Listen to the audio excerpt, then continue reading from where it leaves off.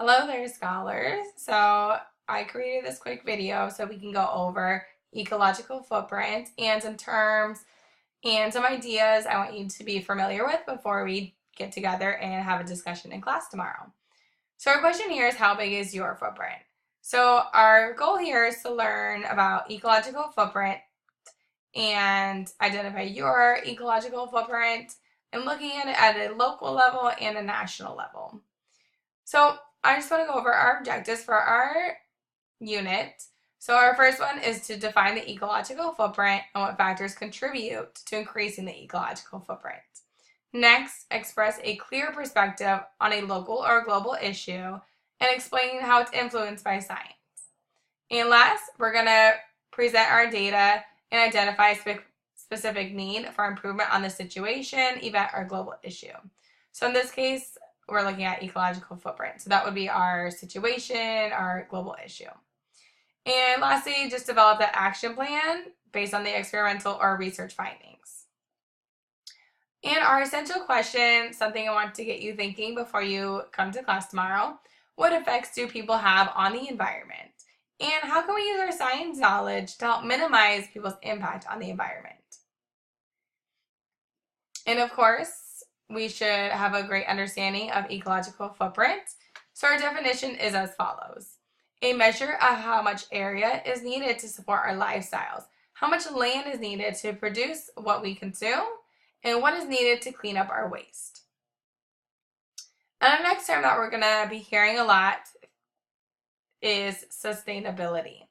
So sustainability, everything we need for survival and our well-being, depends directly or indirectly on our natural environment. And so we want to be able to utilize our natural resources without destroying the ecological balance of the area. So for example, something like making paper. Paper comes from trees. We have to cut down the forest trees in order to make paper. So how can we really utilize natural resources without destroying that area and creating a greater impact on our ecological footprint? And lastly, the first thing we can do is just start by reducing, reusing, and recycling.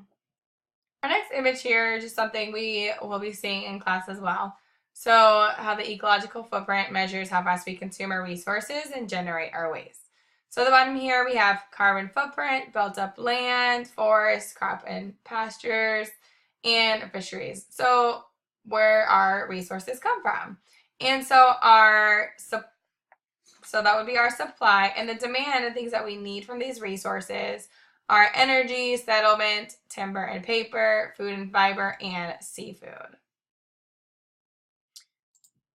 Our next question we're going to be asking is, how do we affect nature?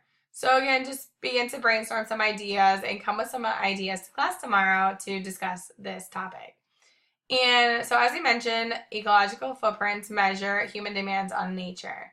So everything we do has an impact on our environment. And although this impact doesn't always show up right away, we want to understand that what we are doing today affects our future and our environment. Next, we are going to be making concept maps in class about ecological footprints. So I included these images here just to get your brain going and think about some concepts, maps, and some ideas that you want to put into your concept maps about ecological footprints. Our next topic is comparing other states and countries. So again, our final projects will be looking at different nations and their ecological footprint and how it compares to the United States. So in this image here, we can see the breakdown of the states and other countries. So California has about the same ecological footprint as France does. We see these states here have about the same as Italy, Brazil, Germany, Japan over here would cover these states, UK, and Mexico.